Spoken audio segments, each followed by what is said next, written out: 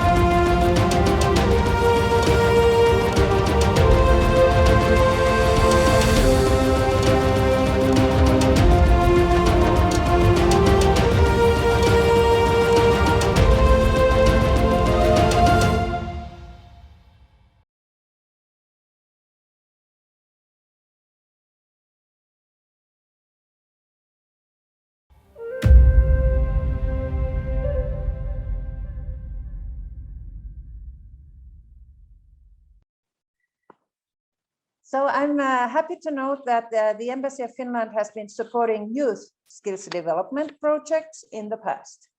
Youth often have key roles in startup companies that thrive from dynamic founders' energy and dedication to solve problems in the immediate environment and the world. We are here to launch new projects with our partners working in circular economy and in good and accountable governance. Youth have an important role to play also in these projects. According to Sitra, which is the Finnish Innovation Fund, circular economy is seen as a new paradigm for business, which aim for economic growth through new sustainable business models. A Sitra study shows that circular economy can increase the value of our economy by at least 3 billion euros by 2030. And Marco, this figure is for Finland or for the whole world? That's for Finland only. So just imagine how much it will be in the whole world. So in Finland, carbon neutral circular economy is seen as the basis of international competitiveness, besides being crucial to our commitment to the Sustainable Development Goals and the Paris Agreement. And this is the message I think we should make very clear here in South Africa. I do understand that people are afraid of new technologies because they think that those jobs in dirty technologies will be taken away and nothing is given back, but it's not actually so. It's a huge opportunity to have green technologies and green jobs. So the embassy partners with FETOLA, ICLEI Africa and WomHub to support startups in circular economy to help address the high unemployment rate and to promote growth through innovation for social impact and environmental sustainability. WomHub works with female entrepreneurs in innovation and job creation in circular economy. ICLEI Africa and Launch Lab accelerate circular economy innovation related to food, climate, and health. FETOLA works with SMEs, small and medium enterprises, to accelerate their growth and development in circular economy. I had a huge honor to visit both ICLEI Africa in Cape Town and FETOLA in Cape Town. Had very good conversations with your representatives in Cape Town. We are also launching a project by WasteAid, who partner with the Finnish packaging company Huhtamäki in improving waste handling and increasing circularity. And I'm happy to announce I just visited the Huhtamäki premises here in Johannesburg and also in Atlantis, near to Cape Town. And they are really using recycled material, almost 100%. And they are aiming in not using plastic at all. But let's see, there's a little bit still left, but I think the aim is very clear and they'll get there. And they have their products in McDonald's, KFC, and in many areas which are very popular here in South Africa as well as in other parts of the world. So they do make an impact with their products. So I would also like to add that Finland is launching in the coming weeks, in cooperation with the African Development Bank, a new technical assistance and financial support facility for circular economy development in Africa. The facility will support the work of African Circular Economy Alliance, where South Africa is a founding member and Finland a strategic partner. It will stimulate private sector efforts in transitioning to circular economy. Well, you may have heard that Finland has been ranked as the happiest country in the world for the 4th time in a row. And that's in annual report prepared by the United Nations. In addition, we are one of the least corrupt countries in the world. And we are also the most stable country in the world. No wars and no conflicts. And we are also the most free and a country of the best governance, as per annual international comparisons show. But now we have another thing to announce, and that was that this week, for the first time, Finland was also ranked as the most sustainable country among more than 160 countries. And I'm really proud of this. And according to the UN, Finland has achieved or had nearly achieved the UN Sustainable Development Goals on alleviating poverty, improving health, education, water, energy, peace, the rule of law, and reducing inequality. These are all very important goals. And we believe that our partnership with the ISS and SAIIA on accountable governance will contribute towards functioning of the anti-corruption system in South Africa by promoting good governance policies and principles. And you are making a very important work in this respect. And as you can see when we see the media, this subject of corruption and non-corruption are really topical right now in South Africa. So I'm very glad that we can support SAIIA and ISS in these attempts. So in today's event, we'll hear more from the 6 new projects on circular economy and good governance, and have opportunities to exchange views and ideas and network with ISS, SAIIA, FETOLA, ICLEI Africa, WomHub, and WasteAid. I would like to congratulate all our FLC partners in taking up these initiatives, and I wish all fruitful deliberations and success in your work. And for our audience, welcome, and please be active and participate in our discussions. Thank you all.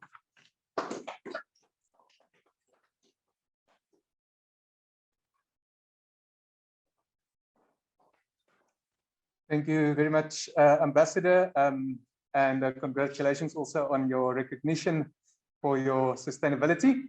For those of you who have had some questions on what is circular economy exactly, we have a video that we're going to play now that will give a little bit of more background. Finland is the greenest country on the planet. As a small Nordic nation, it's always been in our nature to preserve what's valuable. We're incredibly rich in natural resources, but also experts in using them in a sustainable way. Finland is a world leader in circular economy. We have the best experts and innovations for using energy and raw materials in a smart way. The more everything circulates, the less anything goes to waste. We are on a mission to save the world for future generations. Finland plays a big part in solving the global plastic problem. We are a world leader in recycling plastic and experts in creating sustainable alternatives for it. So, why Finland? Circular economy is a way of rethinking everything: energy, resources, and products. It's a way of being ecological and creating value at the same time. Finland is a world leader in circular solutions. We have the resources, the experts, and the know-how to create world-changing innovations. Finland works for us. Now let it work for you.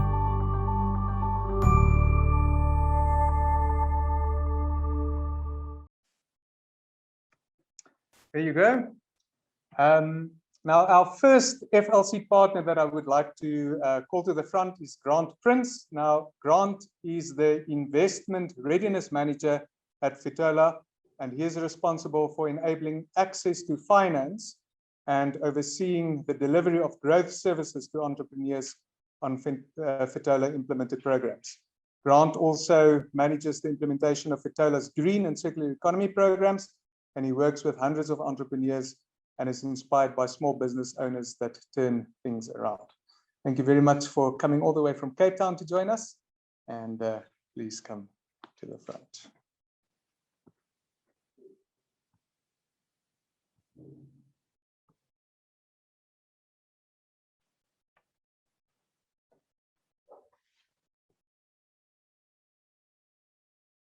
Good afternoon, everyone. Thank you so much for the invitation. Really grateful to be here and to have this important discussion. Ambassador, I think you put it really well, and great to see the achievements that Finland has made and the recognition that it's been awarded. I think it's good to be in the company of good friends and people doing good things so that it can pull you forward. And my hope is for South Africa and for us that are following to learn from your example and to take some of those lessons forward to move our country forward. So my name is Grant Prince. I'm the Investment Readiness Manager for FETOLA. I've also worked on a number of our green projects in the past. We learned a lot in working with entrepreneurs and where the opportunities are that they are seeing. So just a little bit about FETOLA.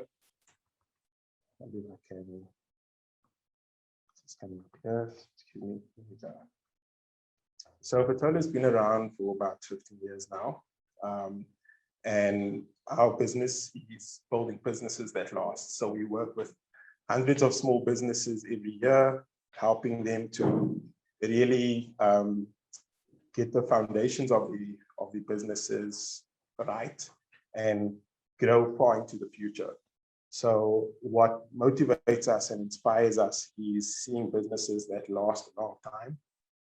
And it gives us great satisfaction to be able to still work with a lot of our alumni and see them coming back to us and telling us the wonderful stories and the wonderful successes that they enjoy today.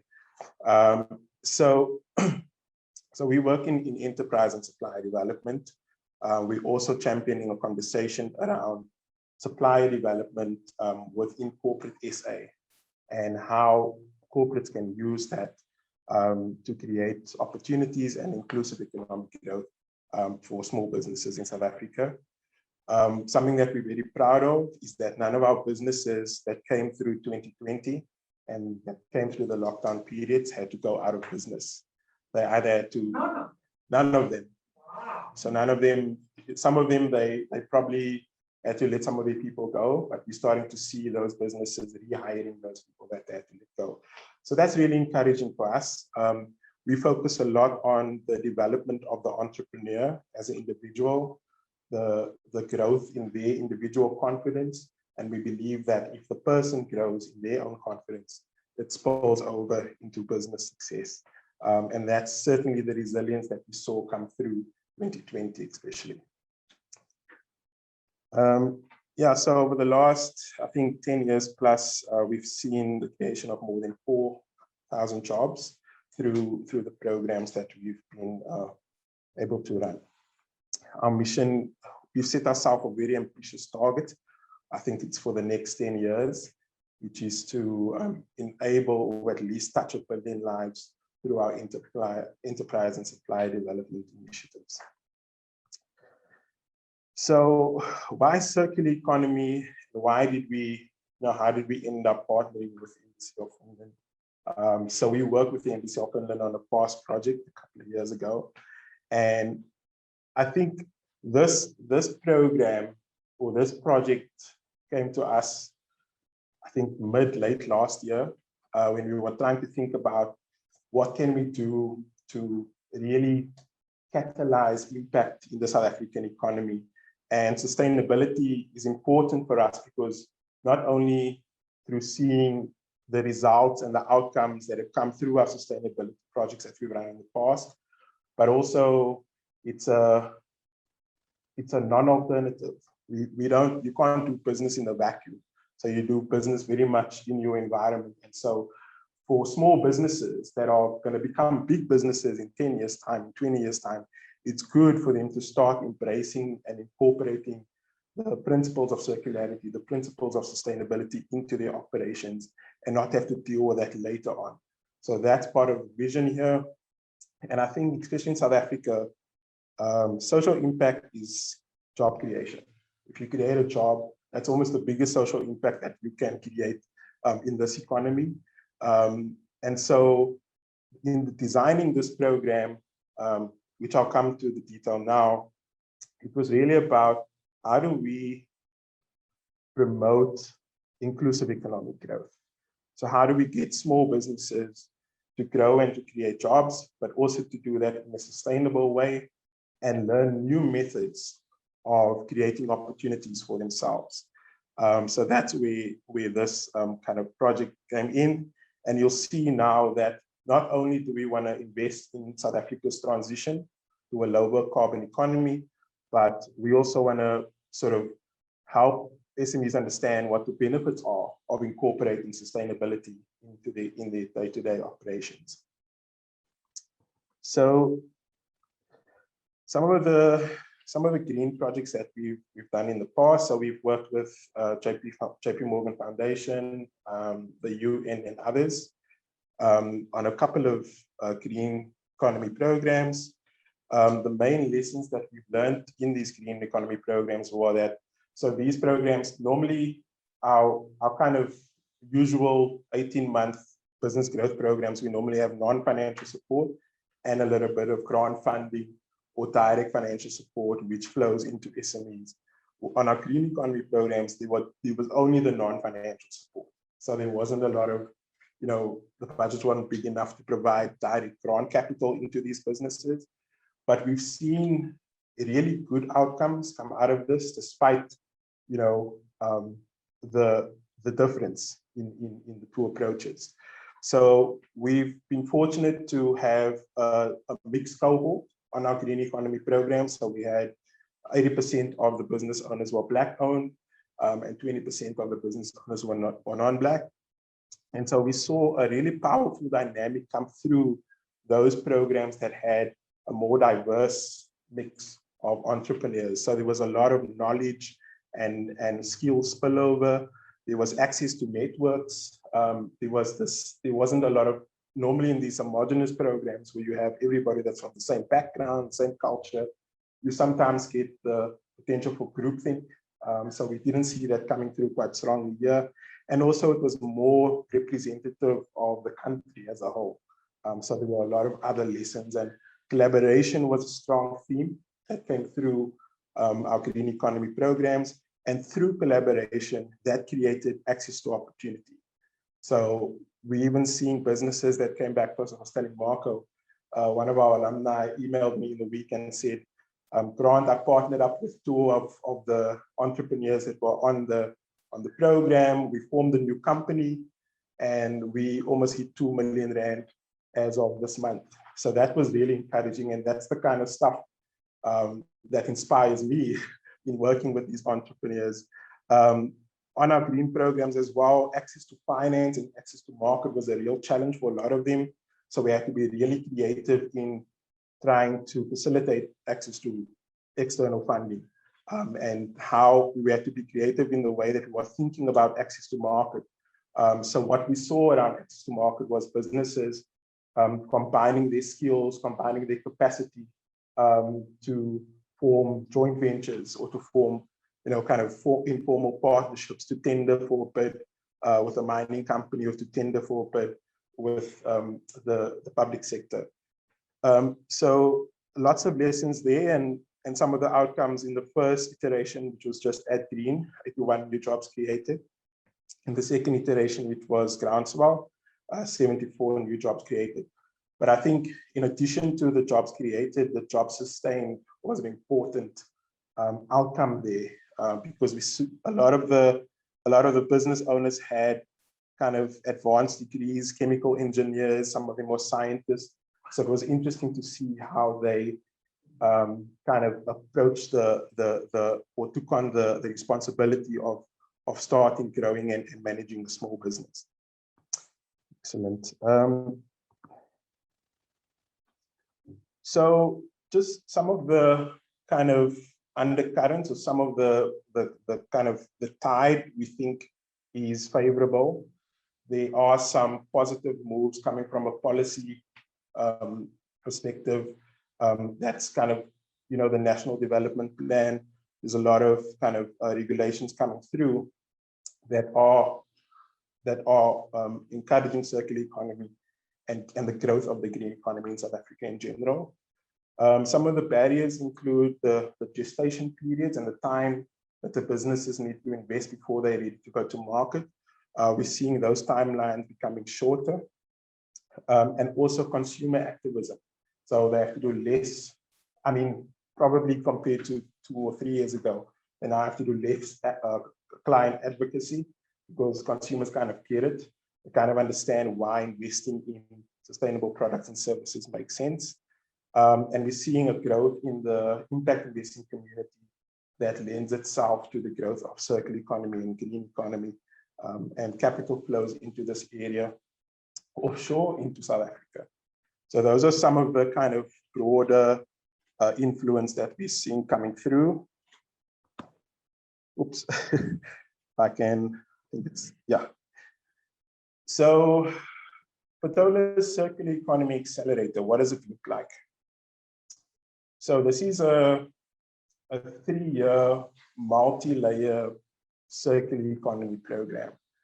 We really do believe that it's catalytic in its nature, and our goal is that it stimulates activity that grows far into the future. So we don't want it at the end of the 3-year period, we don't want it to end there. We want it to generate more steam and more interest, and hopefully grow not only through the businesses, but in a second iteration. So this is a 3-phase project that will be implemented over 3 years. And the goal here is to stimulate recovery, promote vitality and growth of small businesses. We've just come through, we're still in COVID. So in South Africa, there's a lot, businesses have really been hard. I think, the fact that our businesses were able to survive, it's because they had a support system. That's because it was, we had to act quickly to make sure that they didn't close their doors. But businesses have really come through the worst. And a lot of our efforts in the next couple of months and years will be to stabilize them, help them to recover, and then growth will come through. Probably not in the short term, but we do expect in the longer term to see really great results. So in phase 1, which is the Business Boost program, and there we're really grateful to partner with the embassy. It's a 6-month growth program that supports 50 alumni. So alumni, not only businesses, so that means businesses that have been through some sort of incubation, some sort of business growth process that have strong growth fundamentals. We'll look to work with 50 of those SMEs and really put them through a high impact 6-month almost turnaround process that focuses on access to market and access to finance. And I'll go into a bit more detail on that one specifically. The next phase, phase 2, kicks off in 2022. So that's a full 18-month comprehensive business growth program that works with 65 entrepreneurs, new entrepreneurs that either are in circular economy or have ambitions to come into circular economy. So our strategy there is to have an initial workshop, to do a bit of ideation around circular economy, to introduce principles of circular economy so that they can incorporate it into their operations if they're already trading. So working with 65 entrepreneurs over a 2-year period. And at the center of this, or kind of alongside this, we in the process of raising a fund, which is the FETOLA SME Fund. So this fund is a 25 million rand fund, which is our target size. And the objective here is to fund businesses on Boost and on the Circular Economy Accelerator. Why? because we believe that access to finance is going to be critical for these businesses. For example, a lot of green economy SMEs today, I just had a conversation with a guy last week, actually, they need access to finance. They might get the market, but they struggle to get the cash flow. So they've burned through cash flow, surviving 2020 and the worst of it. And now they've kind of depleted their cash reserves and they need just that little boost in order to meet the customer order or to deliver on a contract. So that's why we think the fund is going to be critical, or at least an important part of that equation. The last phase is the Green Tech Exchange. So that is just a simple boy meets girl matching platform. I think in terms of the technology, it's not all that new. FETOLA has done this in the past in different versions or different names that this product had, but the idea there is to match or to allow people that have created new technologies that can be applied in green economy or in circular economy to list or to make visible their technologies on this platform and give others an opportunity to either buy it or to partner with them, use the technology, test the MVP, things like that. So we want to allow for innovations in green economy and circular economy to be able to be commercialized. Underpinning that will be a research assignment. We're working with the National System of Innovation to understand from a technical perspective where the gaps are and where the opportunities are. So we're working with Embassy of Finland, JP Morgan, and the Oppenheimer Foundation on this three-phase approach.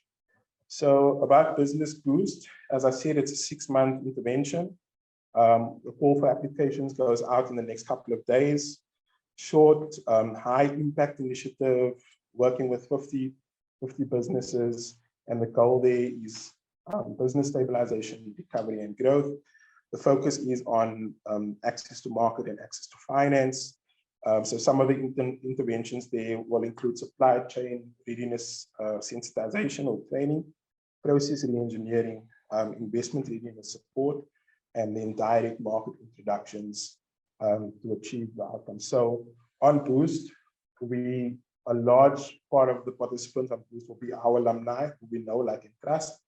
We know kind of what makes them tick and where their opportunities are.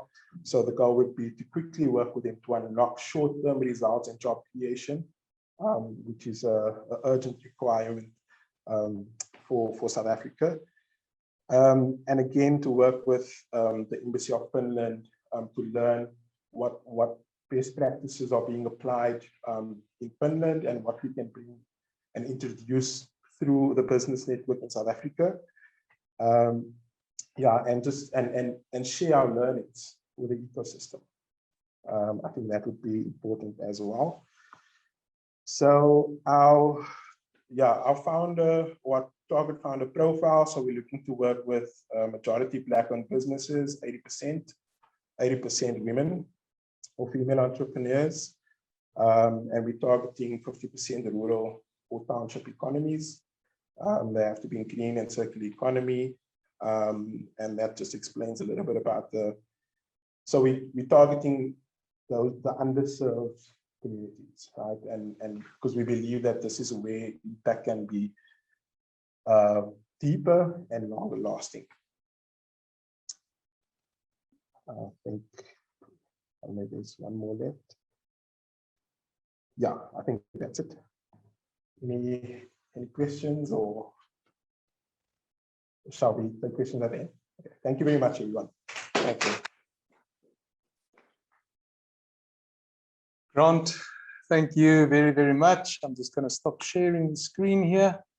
Okay, great. Thank you so much. I think especially in this time where there's so much bad news that we get confronted with, it is wonderful to hear about the new businesses that is being established and the sustainability of those businesses, and especially that it's all in the green economy. And very, very keen to see how things also develop with your new Boost program, your cooperation with the embassy. Our next presenter is joining us online. He is Daniel Adenie, and he is an urban systems professional officer at ICLEI Africa. His work there focuses on how to ensure sustainability of urban food systems, circular development, and ways of incorporating sustainability principles into urban development plans and processes. He holds a master's in development studies, in development studies, as well as monitoring and evaluation. He also has a PhD in development studies from the University of Western Cape. Daniel is a registered city planner and is a member of the South African Monitoring and Evaluation Association. So let us give the stage to Daniel.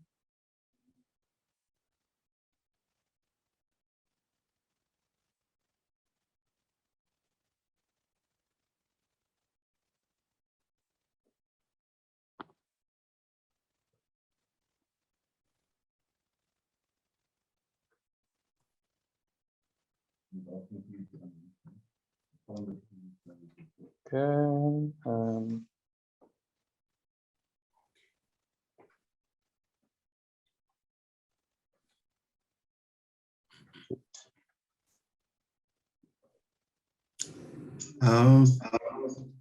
Thank you.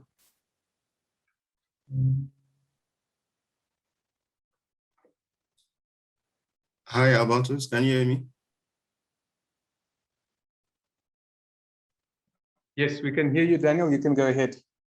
My video is, you need to allow me to start my video, I think.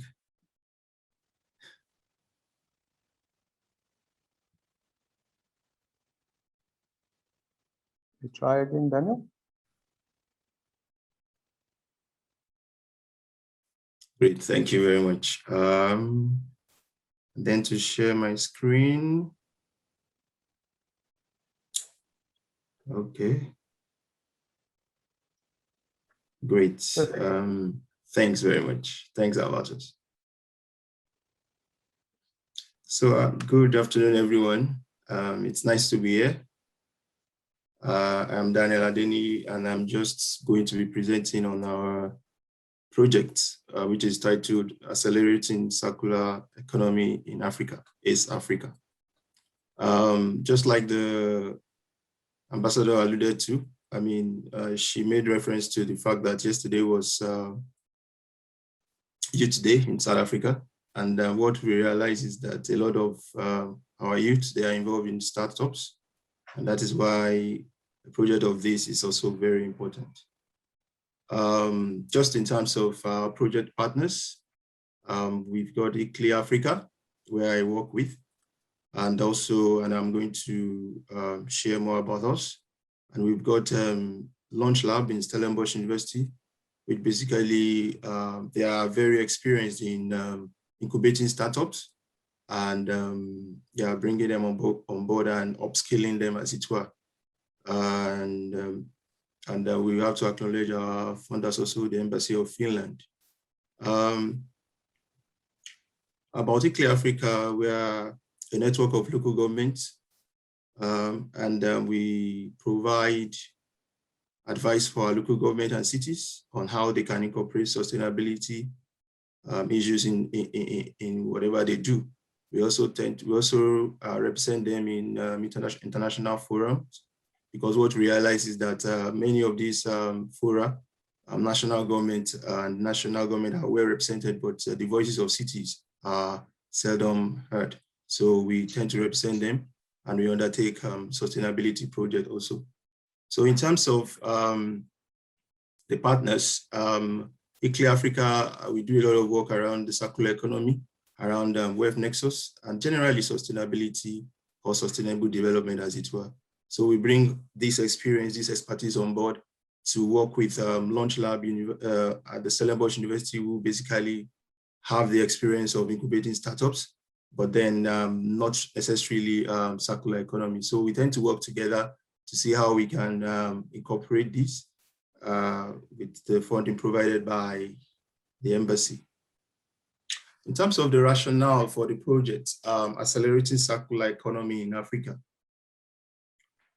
what we have realized is that startups and SMEs, they need to be upskilled in running sustainable businesses with a life cycle perspective. I think that cannot be overemphasized, and that has been stressed earlier, even from the video that we have watched and from the initial speaker. What we also know that there is limited understanding of the scope of circular economy opportunities. In other words, we've realized that most often when we talk about circular economy, there's a tendency to just limit it to waste management. However, we know that it is much more broader than that, and it embraces a lot of opportunities. Also, we know that there is a need for circular economy to engage social justice imperatives. And what do we mean by that? It is important that we begin to look at the issue of inclusion and how can we basically incorporate people who have ideas on how to engage with life cycle perspective, but do not have the necessary resources to go about it. How do we empower them? How do we look at equitable distribution and access and provide resources for these people so that they can also contribute and can also benefit to an economy that is from an economy that is circular. And another thing that brought about the thinking about the project was the fact that there is need for enabling environments for the growth of circular economy businesses. And when we talk about this, we talk about access to networks and resources. In other words, what are those bigger players within the circular economy or within circular development that have actually, that can act as mentors, or that they can, that startups, circular economy startups can learn from? And how can also we improve the regulatory environment? How can we bring the multi-stakeholders together to learn and to share about how we can incorporate circular economy into whatever we do? And so in terms of the overall aim of the project that is being funded by the Embassy of Finland, what we intend to do is to unlock the potential of the circular economy in Southern Africa, and by supporting the growth of circular businesses with a focus on the intersecting areas of food, health, and climate change. So these are basically the areas we want to focus on. And we want to incubate startups that have this focus, whether you are in the area of food, health. And what we realize is that sometimes these areas, they do intersect. When you talk about food, there is no way you won't also mention climate change. And sometimes when you talk about food and nutrition, then you begin to talk about health. However, you can also look at them differently. So if you have businesses within this area, how can we support these businesses to grow? And in terms of the objectives that I have highlighted here, the number one thing is that we want to incubate and upskill startup business companies, entrepreneurs with a focus on circular economy.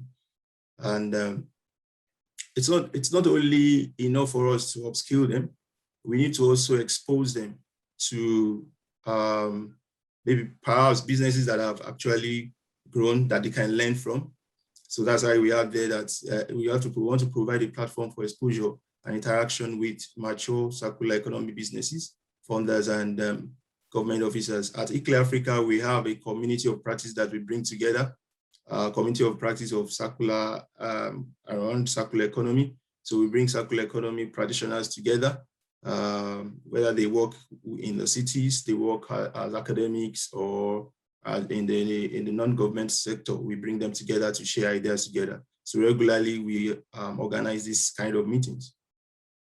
And also one of the objectives of the project is to provide guidance to our local governments on how to improve or support innovative businesses. What are those things that our cities need to do to improve and support them? In other words, we don't only want to begin to push our startups or people with ideas, or business ideas also, but then we need to also incorporate our cities to this, so that cities also provide the enabling environment for them to thrive, for them to flourish. We feel it is also very important. So in terms of the phases of the project, we've divided, they are in 3 phases actually, and it's expected to run from May 2021 to October 2022. The first thing we have started with is the the circular economy in phase 1 is the circular economy awareness campaign. In other words, what do we intend to do through this? We want to demystify what circular economy is, because just like I said earlier, there is a tendency for us to basically limit it to some certain aspects, but we want to demystify it and run campaign promotions using social media platform. And there is a document that we are putting together that speaks to this. And after this, we want to also use this and align it with the next thing, which is the call. We want to have an open call that we want to promote, which we are going to use to source and select entrepreneurs for the incubation program. I'm going to, the next slide actually speaks to the incubation program very well. So I will get to that later. And then we want to run this incubation program and upskill these companies. The phase 2 is what we have termed a year-long action and learning festival. And what do we mean by this? We want to be able to bring together these circular businesses, the startups, the stakeholders for co-learning and sharing. And so it could be in the form of webinar presentations, or it could be in the form of matchmaking, where we bring the mature circular economy businesses together, together with these startups to learn from each other and to matchmake. In terms, sometimes we could see also if we can invite possible funders into this. Also business showcases, city-to-city learning, just like we have termed it, because we feel that, I mean, especially the COVID pandemic has made a lot of things that we do to go online now. So it is possible for us within Southern Africa to explore further within Southern Africa to see how we can bring cities together, Johannesburg, Cape Town, and even in other countries in Southern Africa. And also city-to-business exchange events. What are those things that that businesses need, circular economy businesses need to thrive? We want to bring our cities, local government officials together to also learn from them so that they can begin to work on how they can improve the regulatory environment. The final phase essentially is a phase where we want to document the learnings that have emerged all through the project. We want to produce some guidance documents on how to support, and one of them is that document I want to produce, how to support small circular economy businesses to grow. It's one of the things we are looking at. We also have action plans that we want to produce, just basically reflection. And all through the project, we are trying to incorporate a lot of reflections, interviews, generating what are the challenges that these small startups are facing, how can we also come in, what are the solutions to these challenges, so that we can identify the key opportunities and actions for supporting them. Yeah, let me speak now to the incubation programs, and this is basically essentially what Launch Lab it's going to be doing with support from ICLEI Africa. So there are two types of incubation programs that we have in mind. The one is called Calm Down Program, and the other one is called Lift Off. So the Calm Down Program basically seeks to answer, okay, you have an idea, you have but you want to know, is it a business? So it is at the rudiment stage of testing your idea to say, yeah, it is a circular, and what we want is that we want to emphasize circularity. It's a circular business idea. It's a circular idea, but you want to know whether it's a business. So we want to bring these startups on board to go through, to undergo this program and to see whether their idea is actually good and they can call it a business. And so it's going to involve a deep analysis of feasibility, desirability, and viability of the customer problem solution that these companies want to solve. It's an 8 weeks program, and what we intend to do is we intend to bring on board a minimum and bring through the program a minimum of 20 incubatees. And it's not that we want to do it at a go. So it depends. We can stagger it and probably bring 10 on board and later bring another 10 on board to go through the program. And eventually, or sometimes what happens is that through the program, eventually you may eventually realize that after you bring them on board through the program that yes, maybe they don't have the idea is not enough to be called a business idea. So they have to undergo another kind of training also to supplement it. But this particular training is to test their business, their idea whether it's a business or not. And from there, some of them, we expect that some of them will graduate to the next stage. So ideally, some of this, when we do this open call, some will basically go to lift off, and that's what I want to speak to you. They will go to the second batch straight from the call, from the open call. However, there is the possibility that some of the ones that enter countdown eventually will make it also to lift off. So the lift off program is that, okay, you have a business idea, but then you need it to grow. You need it to grow. So you have a validated business idea, but you need to put in place necessary support and structures for it to become a standalone business. And that involves a lot of things. And it is a 16 weeks program. And what we need to do is to ensure that we bring at least 10 businesses through this program. Finally, we have put together a logic model for us to be able to monitor activities and outcomes and impact. And I think we are also developing a monitoring plan and an evaluation plan, and also a reflection plan. And that will speak to how we are able to reflect on learnings and also gather data and on learning, so that we can use it to develop the materials we want to develop at a later stage that speak to how to support small circular businesses.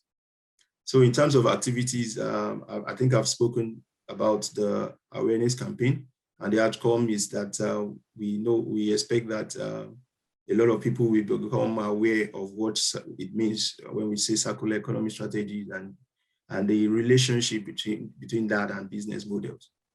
Through the countdown and lift up programs for startups, we expect that the outcome, that there will be capacity changes in knowledge and attitude and skills to adopt circular economy principles and strategies, and that there will be these startups to be able to incorporate circular economy principles in their existing businesses, and also the growth and success of, as an outcome, growth and success of innovative circular economy related startups.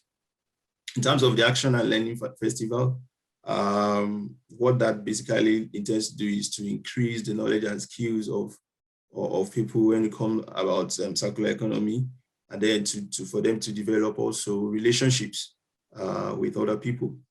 In terms of the documenting and sharing learnings, what we intend to do with that is that we expect that there will be increased access to and utilization of circular economy related information, opportunities, and case studies. So, and the impact is as stated there, that increase in circularity, innovation, and co-creation in the area of food systems, climate, and health in Africa. I think that's the end of my presentation. Thank you very much. I think I can stop.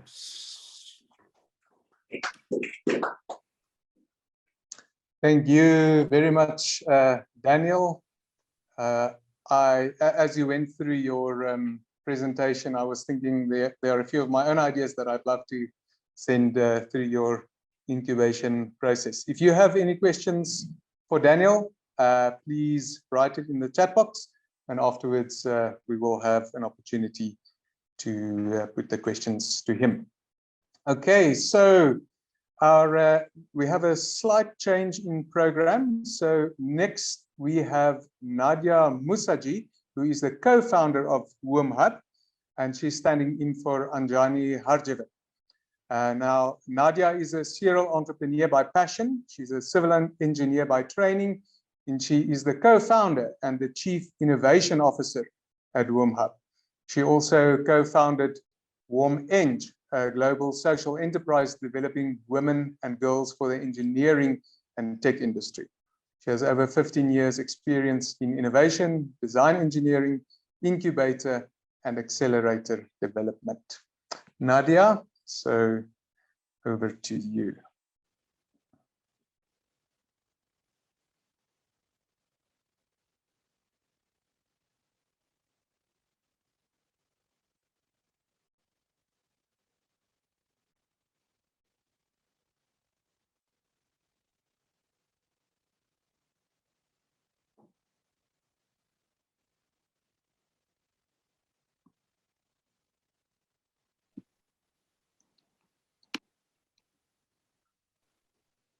Hi, thank you very, very much for the opportunity to present to everybody this afternoon.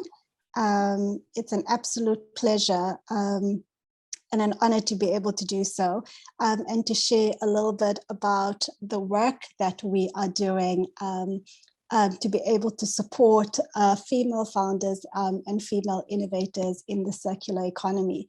So I'm going to jump straight in and talk just a little bit about WomHub. We like to describe ourselves as a boutique incubator to support female-led innovation and female founders in STEM. And here how we describe STEM is science, technology, engineering, and manufacturing. And why is this particularly important and this course particularly close to our hearts? Well, not just because we a bunch of female founders in STEM ourselves, but we believe that if women are equally funded in the global economy, we can unlock a $5 trillion market opportunity. And it's not just about the numbers, but it also means that it unlocks a whole lot of jobs, a whole lot of economic development and prosperity for all. And so just who we are as a way of introduction, WomHub is one of the entities that has built an entire ecosystem in the STEM industry across Africa. We've got a number of organizations that sit under our umbrella that work in synergy to support female-led innovators and female founders in STEM. So we start off with our foundation, WomEng. WomEng has been supporting women and girls into the engineering and tech industry. We are really passionate about ensuring that we have high quality technical skills and capabilities to be able to meet the future skills demand and the current skills demand. But selfishly, our worlds have never been designed for women. And so WomEng is supporting a more equal world by having more women engineers at the design table, both our physical world, so our physical infrastructure, as well as our virtual world and our virtual infrastructure. And so through WomEng, we have got a commitment to empower 1 million girls through STEM education, a commitment we made with UNESCO at the UN a few years ago. So we're working through that. WomEng also does a lot of outreach around how is it that we support female engineers transition into the entrepreneurship ecosystem. And so we work in a venture lab. And so that is really around getting people through ideation, how to start a business, thinking about business ideas specifically in STEM because of the opportunity that STEM unlocks. And so, you know, we always love to say we work from participation and attraction in engineering all the way to ownership. We truly believe that ownership is going to change the dynamics within a STEM industry, which is very much a male-dominated space. And so WomHub has really been born out of the need to be able to support more female entrepreneurs and female founders. And while we are proudly South African organization, we've worked Pan-African and globally to support diversity, equity, and inclusion all along the STEM value chain. We also have spaces. And so the first premier space that has come up in Johannesburg, it is the first female founder co-working and support and innovation space in Africa. And so there is a vision for this to accelerate and grow across the continent to support more female entrepreneurs. We then have two other brands that support later stage entrepreneurs. Is Kusania CoLab, which is a hyper accelerator providing expert advisory services for female founders. And then, you know, the challenge really is not just about developing and mentoring and supporting female entrepreneurs, but really there's a critical funding gap, especially on the continent. And so, you know, if we look at the numbers and the stats, in 2019, female founders got 0.02% of venture capital funding into their businesses as compared to male founders from Silicon Valley alone, right? And so there is a dire need to fund female founders and female innovators. And so 535 Ventures is our venture arm. It's raising a $30 million VC fund that will fund not just in South Africa, but all across the continent, female-led innovators and female founders. And so together, this builds an entire ecosystem out, attracting girls into engineering, supporting their development as engineers. Once they transition, supporting their entrepreneurial ambitions, supporting them as entrepreneurs in our incubators, housing them in our spaces, providing them with expert advisory and support, and then funding them to grow prolific organizations. And so WomHub and WomEng together, we've had a combined impact. We've worked with 75,000 women and girls all across the world. And so those dots represent the golden age of travel, when we could still meet each other in person in different places around the world, and we ran in-person programs. And now a lot of the work that we're doing is virtual. And so, while the numbers look good, and we're very proud of the fact that we've worked over the last 2 years with 188 female founders and we've supported them to raise $5.4 million in capital and create 476 jobs. We are really disappointed with ourselves, because this is just not enough, especially when we think about what is it that we really need to achieve as a country and as a continent. And so we are really excited about this project. STEM and engineering and technology, you cannot talk about it without thinking about sustainability and without talking about the circular economy. It's fundamental in what we do as engineers, in what we think about. I remember when I was in first year engineering, they told me engineering is part art, part science, part crystal ball gazing, and understanding that we only have, finite resources, but infinite needs. Engineers every day have to juggle up the challenge of how is it that we're going to meet the demand, whether it is food security, whether it's housing and accommodation, whether it's an insatiable desire for goods, whether it's clothing or electronics, etc. But understanding that the world we live in is very different. And so we cannot sustain that. And so as engineers, one of our fundamental pieces of our training is really thinking about the circular economy and thinking about how is it that we engineer a more circular world. And so in our program that is being funded through this partnership, we have just selected 25 female founders that are all South African based. And they come from a variety of industries. And this is really what excites us, because these, as I said, these industries are typically very male dominated. And I usually say they're very pale and they're very male. And it's really about how is it that we're able to accelerate these founders in these spaces, understanding that STEM industries typically require a higher level of capital. There's a lot of engendered issues within the industry as well, but these women are hustling and making a difference. And so you can see the spread, which is very non-traditional. We've got but a really good spread. We've got manufacturing, we've got consulting and advisory services to support other entities, other companies and organizations to be more sustainable. We've got recycling, we've got construction and mining, and underpinning all of these are all technology solutions, which is really exciting.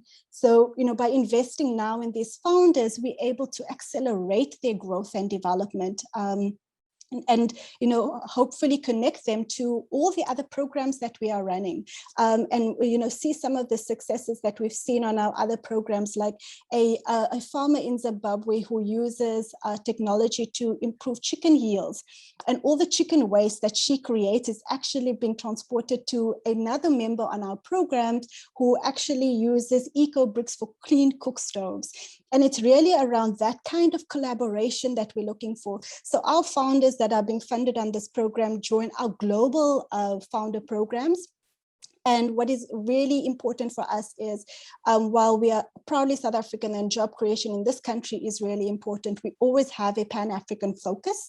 And so we'd love to actually make a dent in that, on the continent, of all the trade that's happened, only 14% is inter-Africa trade. And so we really think about, and it keeps us up at night, around how is it that we can accelerate these businesses to cross borders, and then to cross oceans as well, and to be able to do what we're doing here and replicate it and scale it around the world, and support these entrepreneurs to give them access to global markets, global supply chains, and global opportunities. And so what does this program look like? We believe in a holistic approach to developing entrepreneurs. And so we run through a number of programs with them. It is a really intense process for them.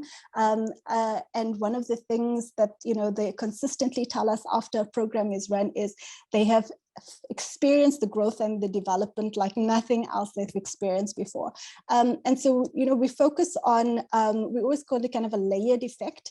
And so we focus on the business operation and development. We do a lot of diagnostics and tests on the businesses to be able to understand where the bottlenecks are, where the gaps are, and take very much an engineering approach to how is it that we can optimize it and make it better. We then focus on the entrepreneurs. Being a female founder is incredibly difficult. Being a female founder in a pandemic is even worse.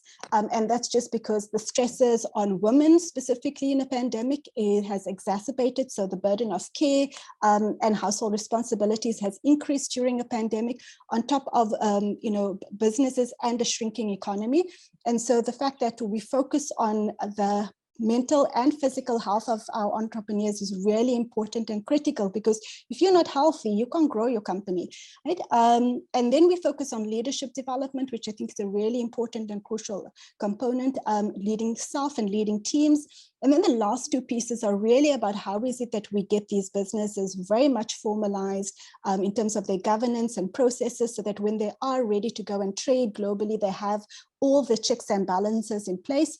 And then the last piece is around investment readiness and funding, and really about how is it that we can actually pull them into the rest of our pipeline, either getting funding through 535 Ventures or actually through a number of funds that we are that we work with within our ecosystem to support female-led innovation.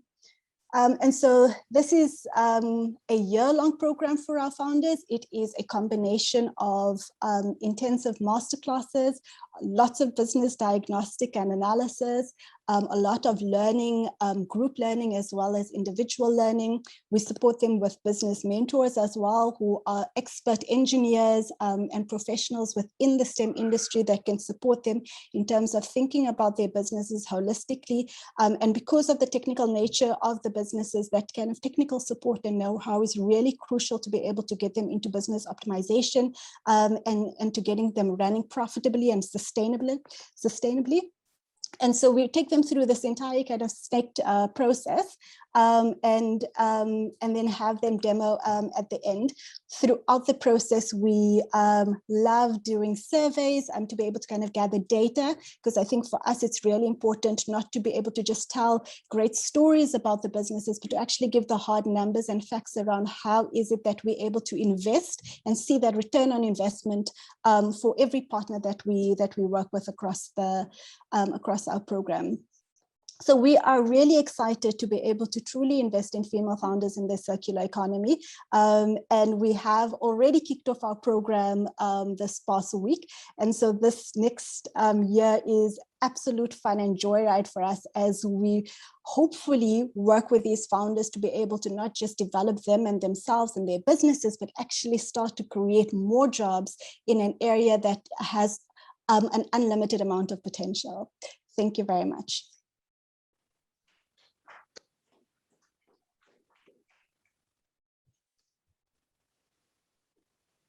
Nadia, as a pale male, I must say I am very, very excited to see what you guys are doing, and definitely over the next year I'm going to follow this journey. If you have any questions to Nadia, remember that you can ask them just after this. So we have our last speaker for this first session, and she is coming all the way from London today to join us. Michelle Wilson, she's an experienced senior international development professional, and she currently leads WasteAid's flagship Circular Economy Network project, which is funded by Huhtamaki, one of the Finland-based global providers of sustainable packaging solutions. They also operate in South Africa. The aim of the project is to fast-track and amplify local circular economy solutions to keep materials in use through the development of a network of entrepreneurs, innovators, researchers, donors, and government partners. And central to this initiative is WasteAid's Zero Waste Cities Challenge, which is an opportunity for 6 entrepreneurs to win up to 10,000 each in prize money towards a circular economy business idea. Over to you, Michelle. Great, thank you very much. Can you hear me okay? Yes. Perfect, thank you. And thank you so much for the warm welcome, and thank you for pronouncing Huhtamaki for me. I think I've been struggling with that since I started on the project. So yeah, really great to be here today. And just to say, my colleagues who are based in South Africa, Thabo Salai and Angela, are also online. So you can actually connect with them as well as, with myself in London. So yeah, as we mentioned, we're not a direct recipient of a grant through this fund, but we agreed that it was a really fantastic opportunity for us to come along and share a bit about what we're doing. And it's been really great just to listen to the presentations, from FETOLA, ICLEI, WomHub, and already thinking about how can we work together and collaborate, through these different initiatives. So I just wanted to take about just 10 minutes really, just to talk a bit about, if I can just get to my slides. Oh, there you go. Introduction to WasteAid, just a brief overview of who we are, unless you don't know who we are. Talk a little bit about the project that we're running currently in South Africa, but also in other countries. And then thinking about how can we collaborate, just a few thoughts, just from listening today.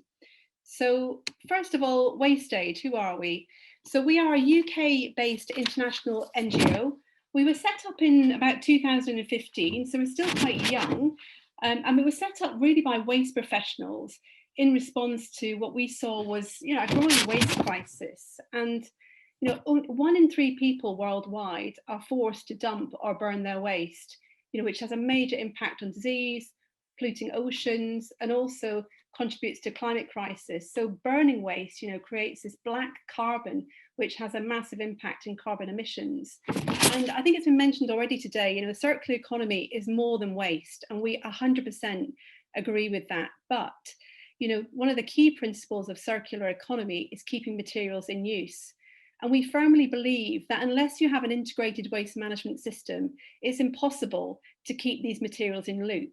So we think that it's really important to really focus on waste and waste as an issue, and how we can divert as much as possible from landfill back into production systems. And how are we able to recover that waste? So that's what WasteAid really focuses on. And our work really is trying to improve both the livelihoods, seeing that there is money and business to be had out of waste through circular economy innovation, but also to try to contribute to a cleaner and healthier future for everybody. So, and our vision, really simple, in which waste, a place where waste causes no harm and people are empowered to recover its value. So both the challenge, but also the opportunity there. I just wanted to give you a little flavour of what we do. So in Douala in Cameroon at the moment, we're working with a commercial partner called RedPlast. And what we do with them is that we work with them to look at collection of plastics, single-use plastics, all sorts of waste streams from markets, commercial enterprises, streets, riverbanks. And we're working with about 160 youth in Douala who are basically have like an internship with RedPlast, and they're learning about the different types of materials, and they can choose themselves what they want to do, whether they get involved in the recycling, on processing the plastics into other materials. So, WasteAid really believes that, the private sector are absolutely key. We see ourselves very much like a market systems sort of NGO in a way, not coming in to do it directly ourselves, but really enabling those people on the ground to, to make the market work better, for these waste streams. So we would support RedPlast in the organisation of the young people into cooperatives, getting them up and running, and then training and support all the way through the project. So, by 2022, the team hopefully will have safely collected and recycled more than 24 tonnes of plastic waste from the markets, streets and riverbanks, which you can see the scale of the problem, from the photographs. It's pretty sobering, when you look at the scale of the issue. We've got programs really over, Sub-Saharan Africa and over in Asia and India. So we're working globally at the moment. And this project, as has been mentioned already, is funded by Huhtamaki. And it's a bit different from our normal projects. In this one, we're really focusing on more developed economies, looking at Vietnam, Johannesburg, and Guwahati in India. So these were selected because Huhtamaki has production hubs in these centres, and we really wanted to link with their production hubs in terms of circular economy thinking and really trying to complement what already is going on the ground. As has been mentioned, Huhtamaki are very, very serious about their own targets, looking to make everything recyclable that they produce by 2030 and really trying to scale out plastics totally. So very excited to have the funding. The project started April of last year. Because of the pandemic, obviously things have slowed slightly. So we're officially 1 year into the programme as we stand, and we have 1 more year to go. And I just want to talk a little bit about what we've done so far, and then also to touch on what I see as some of the key potential areas that we can join together. So as we mentioned, our aim is to really to support a global network and to share best practice around circular economy thinking. And what struck me today from listening to the various presentations, I think everybody agrees that entrepreneurs, innovators, are really the lifeblood of a circular economy and of the circular economy, growing. And we've heard a lot today about business incubators, accelerator funds, etc. So I think for us, very similarly, we see that there is a need to both educate on circular economy, but there's also a need to join people together across, different disciplines across the circular economy. There's opportunities. We think there should be opportunities to fund as well, in terms of seed funding. I think has been mentioned, access to finance is absolutely critical for a lot of these startups and entrepreneurs. So how are we actually doing this? So the first thing to mention is that we have, if I can get this slide, we've set up a website. So we've got a hub, a global hub, and this is, you can go on there, it's circulareconomynetwork.co. And basically what we're trying to do with the hub is to really tell people what we're doing across the 3 locations. So the first thing I would say to anybody is please become a member, join the network, sign up.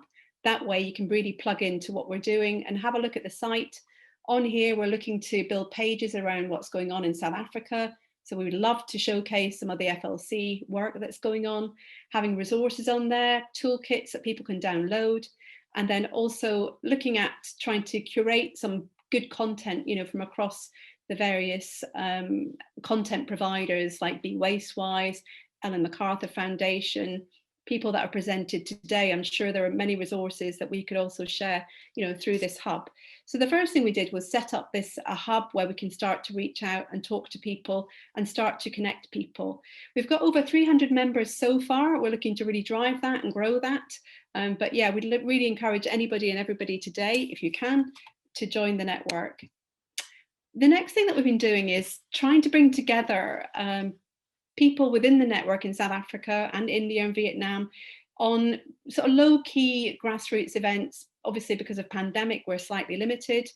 But in South Africa, I think it was just a couple of months ago, we got together with Nosh Kitchen, Boombat Modi, I think it was Compost Kitchen, Nosh, Boombat Modi, and we came together as actors really looking at recovering food waste, which, organics is a massive proportion of waste that goes into landfill at the moment.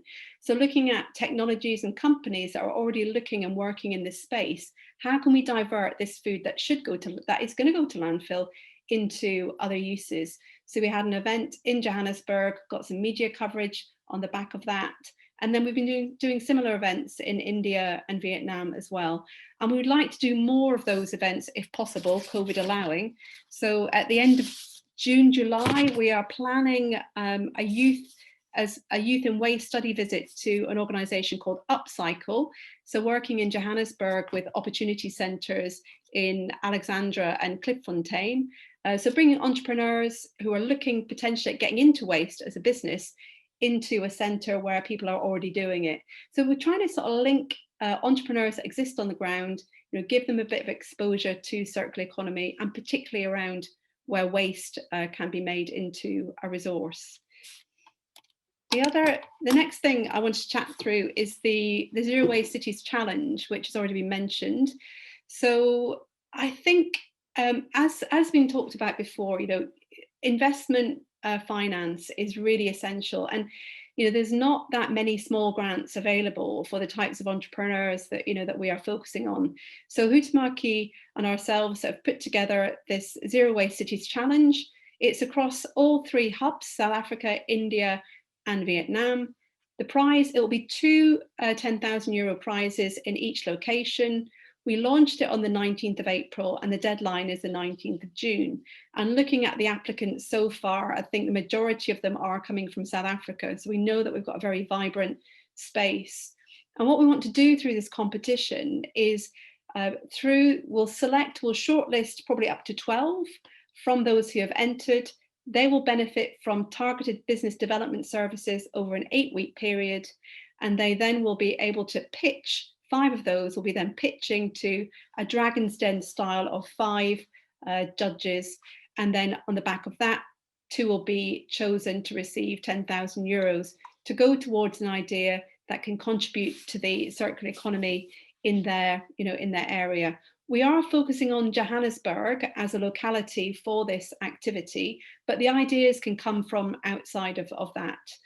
So I know we're close to the deadline now, but if anybody was thinking about should I apply or not, you've still got 20, I think Saturday, end of Saturday. It's quite a simple application form online, so you've still got time. So I would encourage you, if you wanted to and you still have time, do enter. Actually, just before I get on to that, the other thing that we've been doing is webinars. So I know it's been mentioned before. I think ICLEI also talking about doing some webinars over the next few months. We've been doing a series of webinars. The last one we brought together entrepreneurs and innovators working in waste, and to showcase and really tell their story about how have they succeeded, in terms of being able to make a business out of waste. So in our last webinar, we had Nondamiso SAIIA from Boombat.Modi talking about her really successful business, increasing the recovery and reuse of a whole range of waste streams, but particularly organics. We had Loretta Waterberg from, she was a top woman in collection and recycling, really just talking about the challenges, but also, how they got going in their businesses. So we've had one webinar. The next series in June and July are going to be focusing on the new EPR legislation that is coming in, the extended producer responsibility legislation, which we think has got a lot of opportunities and potential for those who want to get into waste, but also some questions as well. So we want to use the platform, the Circular Economy Network, as a platform to bring together people from every step of the value chain to be able to look at EPR and what that means for them, in reality. So that's a bit of a whistle-stop tour. Thinking about, how could we collaborate with the partners, that I've presented today. I mean, we will definitely be following up, with my colleagues, will be following up with each of the partners, but we would love to look at how we can support through all of our digital channels, through our website, through our Twitter account. We'd love you all to become members, get involved in the webinars in terms of helping us on the ground in terms of events. So I think there's a whole load of opportunities where we could, potentially come together. And yeah, we're very, very excited to be part of this session today. And yeah, look forward to doing whatever we can to, to really collaborate and make this work. Thank you.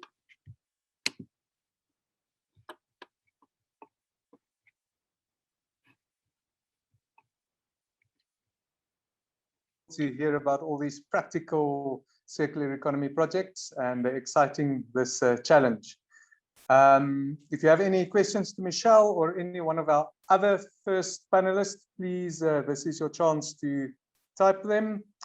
And I'm going to ask the other panelists all to just unmute yourselves as well. Nadia, and start your video. And then what we are going to do, I'm going to ask you, Grant, if you can join me in the front here as well. We'll make sure that we keep a little bit of social distance there. So let's see what questions have come through so far. We have, thank you, there's Daniel. We have Nadia, and we have Michelle and Grant. Good. Grant, there's a question to you from Lydia Afonso Gallegos. Details mentioned that they are working with a national system of innovation. What does that exactly mean? You maybe want to come stand here. Our partner at the National System of Innovation, so it's kind of like a directory of all the new technologies and innovations that are emerging in South Africa. So it's kind of like a database or a hub of all the new technologies. They also do assessments and certifications of new solutions in green economy, in circular economy. So literally testing and verifying whether a solution is viable. And they give it like a little accreditation or a scoring to say that it's high up or low down on the technology use level scale. So that's, yeah, I'm happy to share details on that if need be. Great, thank you very much, Grant. We are running a little bit behind time, so we are going to, these questions are important, but we are going to try to keep them short. May I ask Daniel, so there's a question for you, Daniel. How would you ensure that the startups that enter into your incubation program are actually circular economy related? Daniel. Oh, okay. Thank you very much, Albertus. I mean, I think that is the sense of what we are trying to do with the first activity of the first phase. And that is to run a circular economy campaign. I mean, trying to demystify what circular economy is. So essentially what we intend to do is that when we are running the open call, part of what we have used for the campaign, we will incorporate it into the open call to inform people and intimate them that this is what we are looking for. So when we are very specific about what we are looking for, we believe that we'll be able to invite in startups that are actually circular economy related. And I mean, there are some criteria we are going to set up for them to look at. If you don't meet it, then maybe you shouldn't really apply and maybe your business is not necessarily circular. Thank you. Thank you very much, Daniel. We have a question here from Thabo Selai. He's directing the question to FETOLA, ICLEI Africa and WomHub. So I think let's ask this to Nadia, if you won't mind listening, Nadia. What is the state of readiness for SMEs to access funding through you? And also, is there any geographic focus in terms of the support that you are providing through the FLC? Sure. So through the FLC, our focus is only South African female founders. And we don't only work with SMMEs, we work with startups as well. And so usually when they're coming into our programs, they are early stage. SMMEs and startups. And so a lot of them aren't really investor ready because they don't actually have the governance in place. They don't actually understand the financials. They don't even understand what their needs are. And so, for example, we'll have somebody go, I need 300 million Rand to start up my company, right? And we've seen this before, or I need 1,500. So, you know, there's absolutely no context of actually how much it costs to start a company. And once they go through our program, part of it is around financials and investor readiness. And so by the end of it, they're able to actually access the funding. And so for startups, the funding is venture capital, and usually it's angel funding or pre-seed funding. And then for the startups, it would be a combination of debt and equity, financing through kind of, you know, traditional institutions, or through some of our own pipeline partners who want to fund entrepreneurs. Thank you very much, Nadia. I wonder, Grant and Daniel, do you want to have a quick answer to that one as well? Sure. Come, Grant. So we do have opportunities for grant funding through some of our other programs, but I think on circular economy, we wouldn't fund pure startups. I think as a minimum trading history of 6 months. So remember, with access to finance, it's all about that trust and the credibility that we can establish as a business owner. So much like Nadia said, You need to have some sort of evidence of market potential, some sort of evidence that you're getting your financials together. And yeah, we also work through a large partner network of venture capitalists, angel investors, and grant funders. But for circular economy, I think there's only 2 that we've heard of in the ecosystem that do some grant funding with some investing into circular economy businesses at this stage. Daniel, quick word from you. Yes.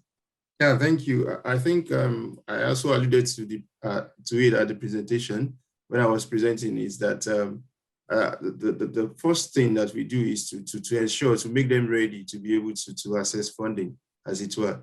So that speaks to getting them their visibility, looking at it and working on it, their viability studies and desirability of whatever product they see that they are bringing on board. So I think that is the first stage that we try to bring them through, and to ensure that, yes, they have all of these intact before they can say, oh, yeah, we are looking for funding as well. In terms of the geographical spread, basically, now we are looking at Southern Africa. We are trying to also bring, if you can see, very good startups in Lesotho, in some other countries in Southern Africa, how we can also bring them on board to also benefit. Yeah. Wonderful, thank you very much. There is a question from Belinda, and I think this one I'm going to leave to you, Tsakane, for the end. Belinda is asking, is it possible to get funding as an NPO who facilitates the development of SMEs within the green economy? And if any of the other panelists want to respond to that, maybe you can also just type in the, in the interest of time, if you can type in an answer there in the chat box. Also to this question, to you, Michelle, sorry. Eric, to everyone. Are there any efforts to support female students still trying to figure where to apply their skills in the circular economy? Maybe if the panelists can just respond there in the chat box for the interest of time. Thank you very much, everybody. Thank you for your time, panelists. We are going to move along to our next session. And next we have 2 colleagues from the Institute of Security Studies, Gareth Newham, who is the Head of Justice and Violence Prevention, as well as Ayanda Mazibuko, who is the coordinator of the Violence Prevention Forum at the Institute for Security Studies. So if we can have Gareth and Ayanda joining us here online. Make sure that you are able to do that. I will, in the meantime, just say a little bit more about Ayanda. She joined the ISS, or the Institute for Security Studies, in January 2021 as a junior researcher with the Justice and Violence Prevention Program, and she's the coordinator for the Violence Prevention Forum. And then her colleague Gareth. Are we going to have you first, Gareth? Yes. Okay, great. Yeah, so Gareth joined the Institute in 2010 as head of the Justice and Violence Prevention Program in Pretoria. Before that, he was the strategy and policy advisor to the Gauteng Provincial Minister of Community Safety. Gareth, can I hand over directly to you? Yes, thanks very much. Good afternoon, everybody. It's a pleasure and a privilege to have been invited here today and to be part of this event. Really great, big thank you to the Embassy of Finland and the Finnish ambassador. I'll present for the first 5 minutes, after which my colleague Ayanda Mazibuko will take over. Our project is entitled Enhanced Civil Society Capacity to Address Violence in South Africa. And I don't think anyone will disagree that violence in South Africa is a major problem, and it's unacceptably high. There's huge impact on hindering our ability to develop and prosper as a nation. We've one of the highest murder rates in the world. At 36 murders per 100,000 people, it's 6 times higher than the global average. You'll see from the presentation that a snapshot from murder from last year's data is that last year there were 21,325 murders, and this is 37% higher than was the case 8 years ago. We were seeing great improvements between 1994 and 2012, and the murder rate dropped by 55%, but since then it has increased quite dramatically. In terms of human lives, this means that last year there were 5,771 more people murdered than was the case when murder was at its lowest level in 2012. You can also see that of the 58 people who are murdered every day on average, 48 are men, 7 are women, and 3 are children. The problem of violence in South Africa is deep-rooted and structural. This means that it is a result of a complex interplay of a variety of factors. There's no simple or single solution to this challenge. Some of the factors are historical, such as a long history of state-driven oppression and violence aimed at controlling the population, as was the case for over 300 years of colonialism and apartheid. Other factors have to do with norms and values in our societies, such as patriarchy, racism, or the belief in certain circumstances that violence is not only necessary, but desirable, as desirable responses to a challenge. For example, many people use corporal punishment to discipline children. What we know is that violence is intergenerational. Children who grow up in contexts where they're either victims of violence themselves, or if they witness violence in their homes, schools, and communities, are far more likely to behave violently as adults, particularly if they're men, or accept violence if they're women, which then contributes to high levels of domestic and gender-based violence. Given the variety and complexity of factors that drive violence in South Africa, our success in reducing this problem is not going to be achieved by the criminal justice system alone. It is for this reason that, as part of our research and work on reducing and preventing violence in South Africa, we came to the conclusion that a range of interventions need to be undertaken. And these need to be between different multiple sectors based on trusted partnerships working together. So since 2015, we established and have been supporting a multi-sector initiative called the Violence Prevention Forum, consisting of representatives from various government departments, civil society, and community-based organizations. The forum serves as a trusted space to share evidence on interventions taking place across the country that work to reduce violence, explaining why and how they work, and explaining how they can better be scaled up and rolled out. Those that work the most effectively are those targeted at caregivers or those that work with children from toddlers to teenagers. And that is our contribution to trying to reduce violence.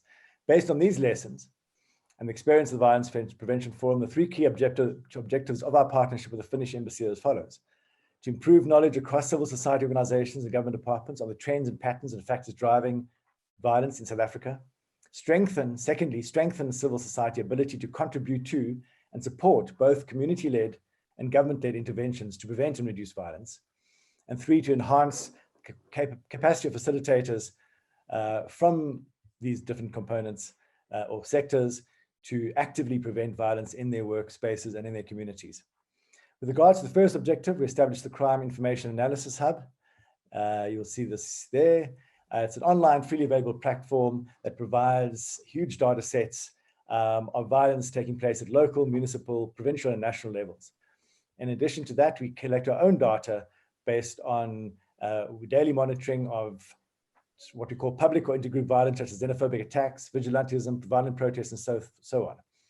All this information analysis is freely available. This enables us to then achieve our second objective, namely to strengthen the ability of civil society and other actors to contribute towards initiating or supporting evidence-based violence prevention interventions where they're taking place. Some of these are run by community-based organizations, while others are government-led, such as the National Strategic Plan to End Gender-Based Violence and Femicide, or the Anti-Xenophobia Task Team established as a partnership between the Departments of Justice and Social Development. So I'll now hand over to my colleague Ayanda to present on our third objective. I look forward to answering your questions or having a discussion later. Thank you very much. Thanks, Gareth. Good afternoon, everyone. My name is Ayanda Mazibugo. I'm a researcher at the Institute for Security Studies, ISS, and a coordinator for the Violence Prevention Forum. I'm now going to switch gears and speak about the facilitation course that is offered by the Violence Prevention Forum. One can arguably state that violence has been and continues to be deeply embedded in the DNA of South Africa. We have faced crisis upon crisis upon crisis, some of which has become intergenerational issues, such as deep inequality, chronic poverty, high levels of interpersonal violence, racism, and patriarchy, just to name a few. It is a grave concern that these issues, with their roots in the past, have seeped through into our democracy. So as a Violence Prevention Forum, We've noticed that we seem to have forgotten how to have constructive, difficult conversations about oppression such as racism, patriarchy, sexism, classism, xenophobia, and homophobia. And if we have any chances of success of having these conversations, let's say in a small town in Limpopo, Makhado, or in a government department such as the Department of Planning, Monitoring, and Evaluation, or in research spaces such as at the universities of Cape Town or the University of Fort Hare, we have to be able to hear each other and see each other clearly. We need to be able to share knowledge and plan together in a multi-sectoral manner and build a community of committed people who are able to not only hear each other, but have the ability to facilitate complex and sometimes difficult discussions and processes so as to prevent violence which manifests in multiple ways. So now this is where the Violence Prevention Forum facilitation course comes in. The Violence Prevention Forum facilitation course is supported by the Institute of Security Studies, Rios Partners, and Leadership Pathways, and is driven by 3 exceptional facilitators along with the convening team. The course trains participants from various government departments, NGOs, and research institutions in key skills involved in process facilitation that bring systems and process thinking into their work environments and communities. This is based on the belief that courageous, empathetic, and creative leaders and facilitators are more necessary than ever before. So the idea is that whether you're working in an NGO or an international organization or a company or a research and teaching institution, that the knowledge and ability to design and facilitate participatory processes with authenticity, confidence, and courage will increase your impact and lead to stronger and more productive engagements. So at its core, the course is engaging, it is transformative, and it is dedicated to continue the serious work of healing the trauma and damage it imposed on all of us due to our country's painful legacy. I will now give you examples of how this facilitation course has empowered two former participants who attended the first rollout. Consider SAIIA from Pietermaritzburg, who's experienced immense grief as a child and grew up under brutal and difficult circumstances. SAIIA is now a youth care worker who helps children deal with loss, grief, and trauma by providing psychosocial support. The course has enhanced his self-awareness. It has enhanced his flexibility and adaptability, as well as his awareness of power, rank, and privilege within his workplace. Or consider Thandeka, who works in the early childhood development sector, who connects people in education and promotes systemic improvements in education. Her work depends on good facilitation with the goal of building sustainable communities of practice. The organization that Thandeka works for has previously relied on external facilitators, and they have now reached a point where they think, no, it's best to capacitate themselves. This is powerful because now Thandeka can confidently share the knowledge and skills gained from the course with other practitioners working in the ECD sector, which is a sector that is crucial for human development. So for us to continue to empower people like SAIIA and Thandeka, which will result in empowering a generation, mentorship is necessary. Training is not sufficient on its own in the context of each participant, as in the context that each participant and in the challenges that they face are different. We therefore recognize the importance of ongoing support to further hone, build, track, and evaluate the facilitation skills with the overarching objective of building a community of people who not only believe that violence is preventable, but work towards achieving violence prevention every single day. It is up to us to make a difference, because if not us, then who? We believe that bold, conscious, and transformative facilitation can make that difference. Thank you for this platform.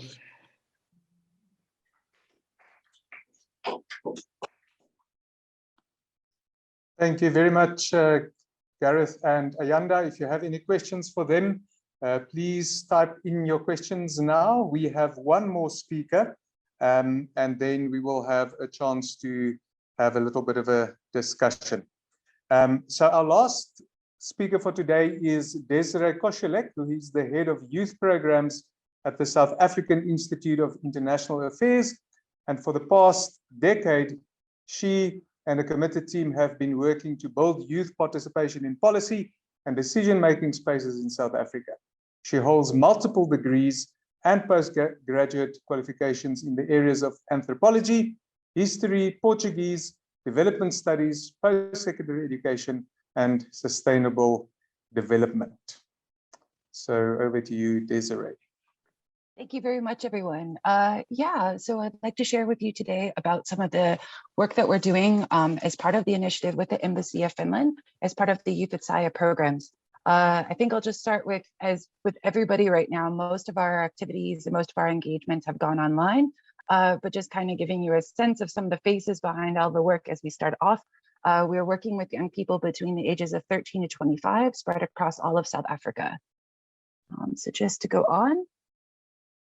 Something else I think is just always really nice is to just kind of get a sense of who is our team. So anybody reaches out to the team, if you send a message to youth@saia.org.za, it actually goes to our entire team. And two of our colleagues are also at the meeting today at the embassy. So please feel free to connect to us at any time if you see points of synergy in the work that we're doing. So just to give a little bit of overview, many of you might know about the work of SAIIA as a whole as the research think tank and might not be as familiar with specifically the work of Youth at SAIIA. So when you kind of look at some of our work more specifically within the Youth at SAIIA program, we break it down more specifically. We're working towards a more meaningful youth participation for just, equitable, and sustainable world for all. And this really was co-created with our youth participants. A lot of the slides that you'll even see here today were actually created by our youth leaders and youth coordinators, because we believe very strongly in co-creation and actually making sure that most of the things that we actually produce are actually done by young people with our support, but actually done by the participants of our programs. Without going into too much detail, I think I'll focus more on the activities that we're doing specifically through this project, but this just gives you kind of an overview of some of the different areas that we touch on in our broader Youth at SAIIA sort of work. So focus areas for the project over the next year, basically into the next, I'm just gonna move this slide there. Yeah, so our very first activity that we're working on is we have what's called a Youth Coordinators Leadership Program. And this is really predominantly focused on, I guess you could say, alumni that are coming from our high schools program, transitioning either into varsity, or in some cases, they're out of school youth. They're still maybe seeking employment or other opportunities. So this year we have a cohort of about 45 from across South Africa. And what's really great about this sort of initiative is that it's transitioning young people out of the kind of being strictly a beneficiary or participant of the program to actually helping us run initiatives. And this is also what's making some of our local interaction possible in different provinces. So for example, even tomorrow we are running a virtual Model United Nations session, and that is pretty much run by a cohort of about 6 or 7 youth coordinators that are actually currently based throughout the country. In addition, these youth coordinators have been trained up. We started up training sessions this year as part of this project already. We're focusing on everything from facilitation skills, basic youth participation, understanding public participation, understanding civic engagement, making these links, and then also just linking down to, how do they, even career skills, like how do they talk to whether it's teachers, policymakers, other decision makers, or even just their peers, and gain momentum. So this is a year-long sort of project, or a year-long cohort. So we'll have one cohort that will go to the end of this calendar year, and then another cohort that will join us for the next year. And we're hoping that as things hopefully start to shift a little bit with having more in-person sort of events, that a lot of our youth coordinators spread across the country can help us lead activities outside of the main hubs. So we have a strong participation in Joburg, in Durban, Pietermaritzburg, Stellenbosch, Cape Town, but increasingly we also have hubs that are spread across, even from Limpopo, Venda side to parts of the Mpumalanga, Northwest, etc. And we're just trying to build up more and more of these sorts of hubs so that young people's voices can be heard in these spaces as well. So our next one is probably, I would say, the more central focus of the overall project, and maybe has some points of synergy for some of your other initiatives that were raised here today. So the main thing we have is called the Youth Policy Committee. And it is a network of young people, 13 to 25, that are spread across the country again. And the main core objective is to advocate for change and strengthen democracy. And we do this by participating in policy and decision-making processes. So what do we mean by that? Well, we actually engage at local, provincial, and national level, even regional through SADC, also through AU, and increasingly also through international spaces, whether it's in climate spaces. We're quite involved. If you kind of go to our social media accounts, you'll see that we're very active in the climate space. However, we are also very, very active in other areas, and we are increasingly growing that in other spaces too, especially around topics of gender. In this month, still to come, especially as related to this particular project, we'll be doing things with and groups like Sonke Gender Justice, the Triangle Project, and others around gender-based violence, as well as things like LGBTQIA+, especially through the lens of young people and youth issues. Some of the key work that we've already started this year, linking back again to some of our climate work as led by young people. Some of you might be familiar with the nationally determined contribution that every country has to kind of put forth as we lead up to COP26 that will be hosted later this year. And our youth cohort actually came together to create not only their own NDC statement that was given over to the Department of Forestry, Fisheries, and Environment, but also advocated that we actually hosted at the end of April our own youth-led sort of youth consultation with government. And it was really exciting because that further got taken on together with an, I guess you could say, a network of other youth organizations that came together. And that was further presented at the Presidential Climate Change Commission meeting on the NDC that also happened in May. So we're really excited to see momentum being built. And we're really hopeful that DFFE will give further comment on the NDC process and hopefully take more of the considerations of young people into that process. Other kind of key policy areas that we're working on. Some of you maybe, I don't know if anybody's working in the gender space, I think WomHub, but I don't know if people are working as much on the gender-based violence sort of area, but might know, around the National Strategic Plan that was officially launched. And currently groups like Sonke Gender Justice are doing trainings, and we're currently looking at doing NSP specific trainings with youth groups, and specifically through our Youth Policy Committee. One of the other areas that is kind of come out is the hate crimes bill. And this is something that is particularly important to our groups that are working on gender, and also our inequality and racism groups. So we have multiple working groups in the Youth Policy Committee network working on everything from climate change, inclusive in that, by the way, is things like the circular economy. So we would definitely love to hear from more of the groups that spoke earlier, but even just to our colleagues at the ISS, we also have groups working on governance, also have groups working on inequality and racism. So a lot of the points that were raised, we definitely see points of synergy. And also we're working on what is the recently launched, or the newly launched, revised, I should say, National Youth Policy. So some of the other things that we're really passionate about that taking forward in this particular project. So many times we talk about engaging in the policy and decision-making space, but what happens next? So one thing that's been really remarkable as of recent is that we've been able to advocate more to policymakers to not only start opening the door and offering, I guess you could say, or even us demanding, if you will, a seat at the decision-making table, but increasingly actually even having a chance to even co-author or co-write parts of policy. So one of our pilot initiatives that we started last year to kind of build towards our activity 3, which is the activity lab, is that we actually were advocating the city of Johannesburg through their climate action plan to include the voices of young people. And we were able to actually not only just give input, but young people actually wrote the foreword as well as a key section of the actual climate action plan. And that was just launched officially by the mayor on the 3rd of June. And through the activity lab, one of the things that we're now working on is how do we actually be implementers? So everybody is always talking about the lack of implementation when it comes to policy space, or policy and the policy space more generally. And one thing we really want to go beyond is that we're not just adding to, I guess you could say, that noise, but we want to actually be part of the process to implement. So we are currently working with the city of Johannesburg to take it even further now with their climate action plan, and actually have an activity lab with youth from the city and our Youth Policy Committee and other young people through other youth organizations to put together key implementation activities that link directly to the climate action plan.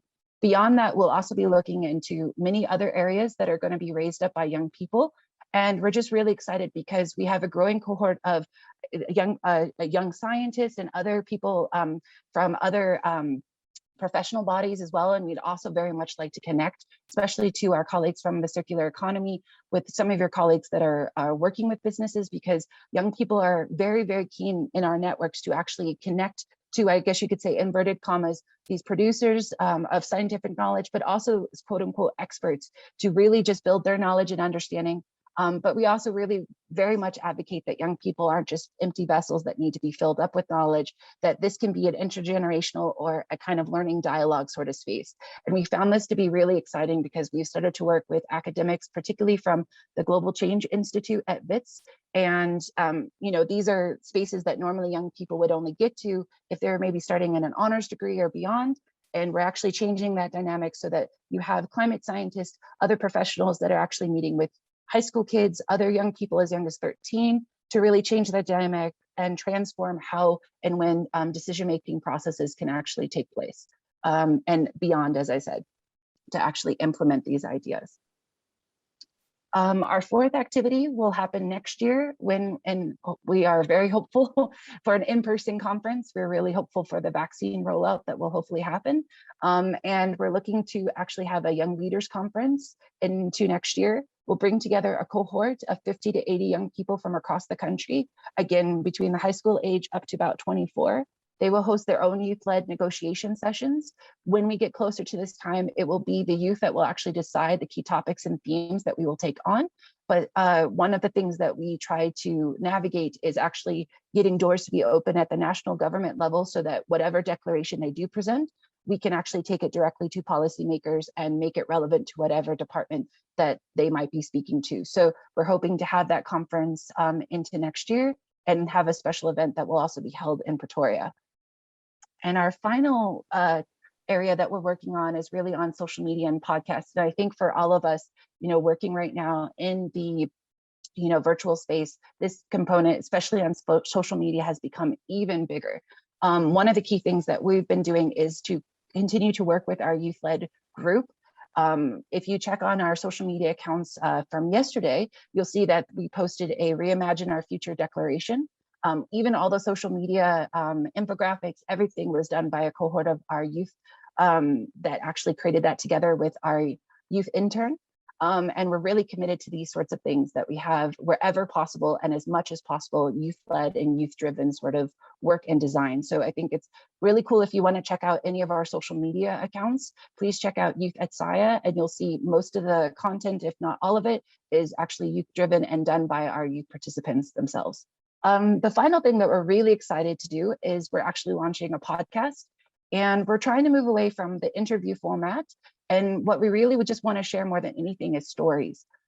We have a key hashtag that we use a lot in our work where we say youth are leading.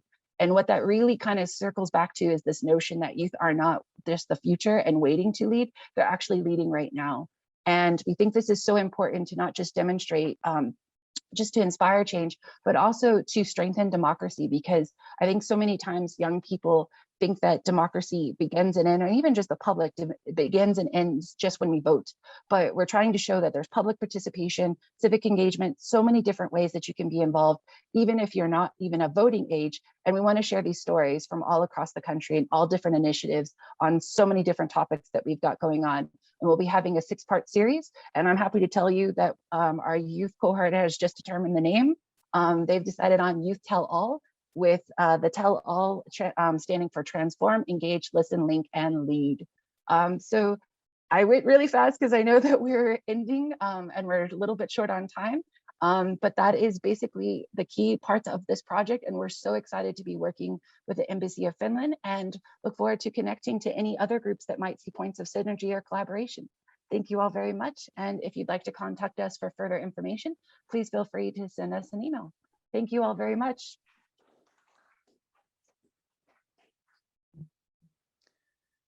Exciting stuff.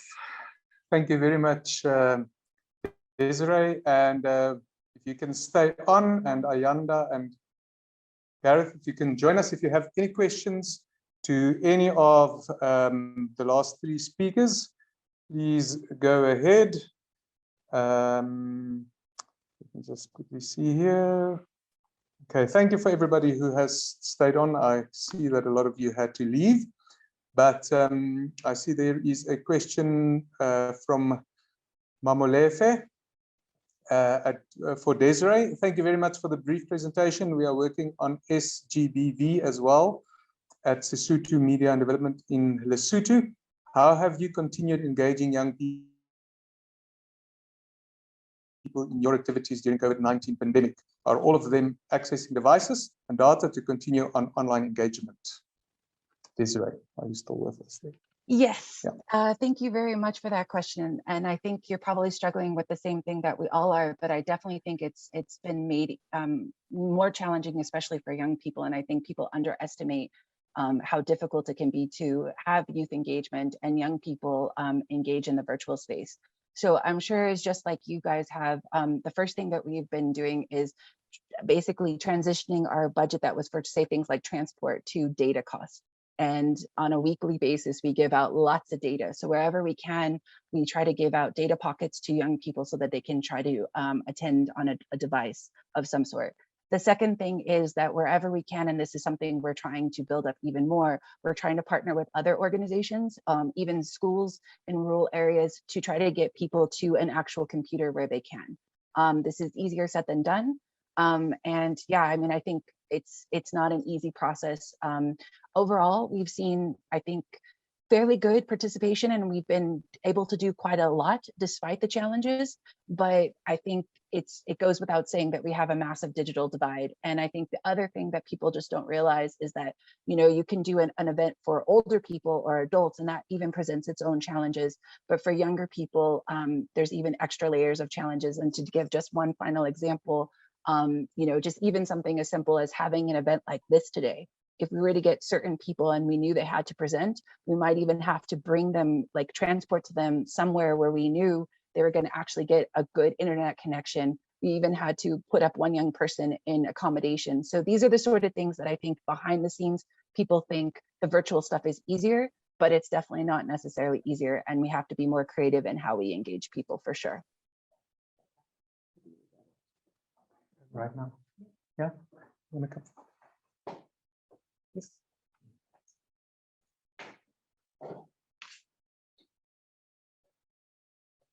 Thank you very much. My name is Khaled Al-Mekwad. I am the UNIDO representative in South Africa.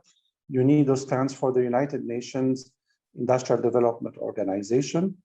I'm happy to participate in this event today, and I wish to commend the government of Finland and the national stakeholders who have participated today and showed a bit about how circular economy is important and governance. In this regard, UNIDO is being quite active and especially in the area of circular economy. And one of the flagship programs UNIDO is implementing in South Africa is the Global Clean Tech Innovation Program. It addresses youth, it addresses women empowerment, it addresses innovation, waste management, digital economy, and so on and so forth. This is a flagship program where different categories of South Africans come up with innovative solution for new businesses, green jobs, and also innovation. And we have an annual contest where we address prizes to innovation, to best also youth project presented, and also best women project presented. And during the intervention, it was interesting to notice to get. I was texted by my technical team of GCIP, who indicated that they are or they will be liaising with the projects of today, more specifically FETOLA and ICLEI Africa, and of course they will be with others, in this regard. Also, one other thing is that UNIDO and the government of Finland have been a long-standing cooperation in South Africa and in the SADC region. And I want to thank the government of Finland for this cooperation. We have been quite active in the past few years, and we're still active in the area of forestry in the SADC region. And forestry, under forestry, it's about also green businesses, capacity building, and empowering youth and women in creating green jobs in the area of forestry. So, I mean, those are just my comments, and congratulations to all participants, and thanks to the government of Finland for this opportunity. Thank you. Thank you very, very much. Gareth and Ayanda, I just have one last question for you, if you are still up there. And that is, the comments that you gave us are obviously very sobering, but also very encouraging to hear what is being done. Can you give us an example of how all the different data that you talked about, all the different data about violence, etc., practically how that data is used? Thanks. So we've used it in various initiatives. For example, one is with the Western Cape Government Safety Plan, helping identify high murder localities and doing a lot of detailed point data analysis of where murders take place. Murders are not randomly distributed, so you can see very specific hotspots, for example. In most recent crime stats, we now know that 22% of the murders took place in only 2.5 policing precincts. So you don't need to be using resources everywhere. You need to focus and understand when that happens. And for example, a lot of murders take place on Friday and Saturday nights. In some areas, it's more than 50% of the murders in those areas. So it's using that information to help local communities or CBOs understand what is the nature of the situation in their community. When it comes to xenophobic violence, we've been working with part of the Atteridgeville community and the Departments of Justice and Social Development as part of the anti-xenophobia task team.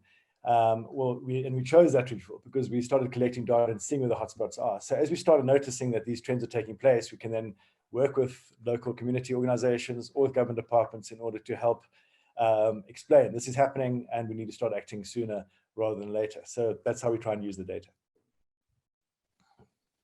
Fantastic. Thank you very, very much. And once again, thank you for everybody's patience, and all the panelists. Thank you so much for your contributions.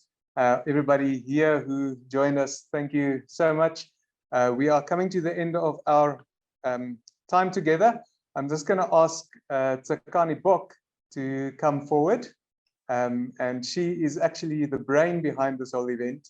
And there was one question about funding that somebody asked earlier.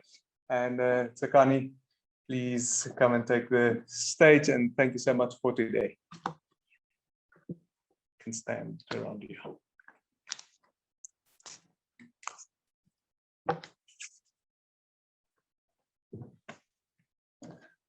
Thank you so much for everyone. My task is a shorter one, just to thank everyone. I know because of time constraints and the program went longer, but I'm really happy that we still have our participants in here in-house and some online. I'd like to thank our Ambassador Lammila, for actually hosting us this afternoon and allowing us to crowd her space. Thank you so much, Ambassador. Kiitos.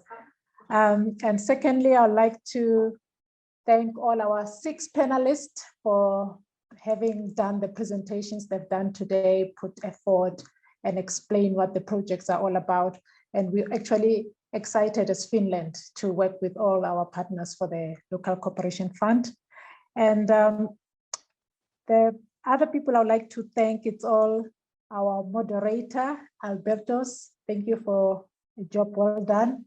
And Igor, our technical support expert, for having been with us and helping us to run this event, without any glitches. And lastly, I'd like to thank all our participants online and in-house for staying with us. I know it has been long, it has been a long day, but this event couldn't have happened without you. So I really, really appreciate it. And I was actually happy to hear from one of our former partners from Lesotho that they join us online today. And some of our partners or some of our colleagues from Helsinki promised that they will be online, but they did have some other commitments today. So thank you so much, everyone. And the question. Yes, the question was on funding. What we do is we have a 2-year funding cycle. The 6 projects or the 5 projects that we're presenting today were selected early this year. So their projects will go on until 2022. The next funding cycle will be open in 2022, but the date is not yet announced, but people can follow us on our social media, on our website and all that. You will find out more information about the local cooperation fund.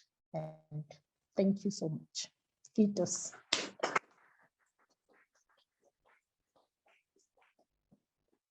We have our hand sanitizers, so we can, people thought they were pens, but they are hand sanitizers. Okay, and they are welcome to join us outside for something to eat before you leave. Not take so long, so stay a little bit longer. And we have some snacks and drinks. That's how it is going. Thank you for coming. Okay, great. Thank you.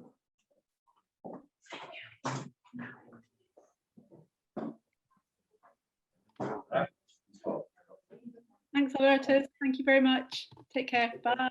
Thank you, everybody. Have a lovely afternoon. Thank you. Thanks so much for your Evening.